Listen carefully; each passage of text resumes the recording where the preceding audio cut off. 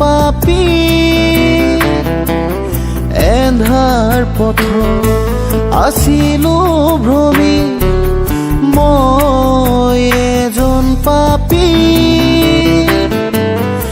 এন্ধাৰ পথ আছিলো ভ্ৰমি জীৱন মোৰ আছিল দুখে ভৰা পালো এতিয়া তোমাৰ দয়া জীৱন মোৰ আছিল দুখে ভৰা পালো এতিয়া তোমাৰ দয়া। মহান ত্ৰাণকৰ্তা প্ৰভু যীশু খ্ৰীষ্টৰ নামত আপোনাক অভিনন্দন।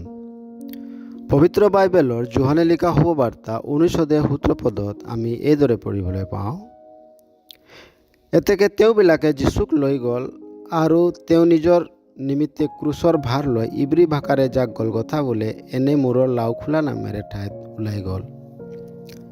পিলাতে প্ৰভু যীশুক যিহুদীবিলাকৰ হাতত সোধাই দিলে আৰু তেওঁবিলাকে প্ৰভু যীশুক লৈ গ'ল।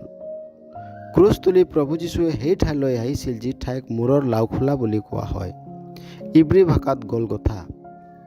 গলগথাৰ অৰ্থ হৈছে মূৰৰ গণনা আৰু ইয়াৰ বেলেগ অৰ্থ হৈছে লাওখোলা। গলগথা মৰিয়া পৰ্বতৰ এটা টিলা হয় আৰু এইটো সেই মৰিয়া পৰ্বত হয় য'ত ঈশ্বৰে অব্ৰাহামক তেওঁৰ পুত্ৰৰ ঠাইত বলিদান কৰিবলৈ এটা মেৰ পোৱালি দিছিল।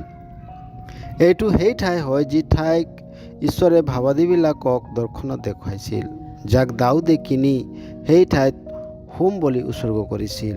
এইটো সেই ঠাই আছিল যি ঠাইত ৰজা চুলেমনে ঈশ্বৰৰ নিৰ্দেশত ঈশ্বৰৰ মন্দিৰ নিৰ্মাণ কৰিছিল।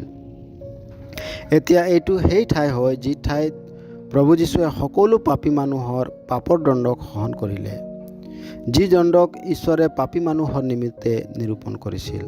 ধৰি লওক, প্ৰত্যেক পাপী মানুহৰ মূৰৰ গণনা কৰি সেই ভয়ানক দণ্ড তেওঁবিলাকৰ মূৰৰ ওপৰত ৰাখি থোৱা আছিল।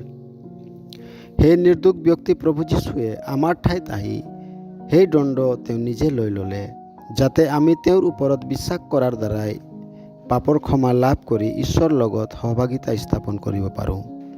এইদৰে কৰিবলৈ ঈশ্বৰে আপোনাকো সহায় কৰক।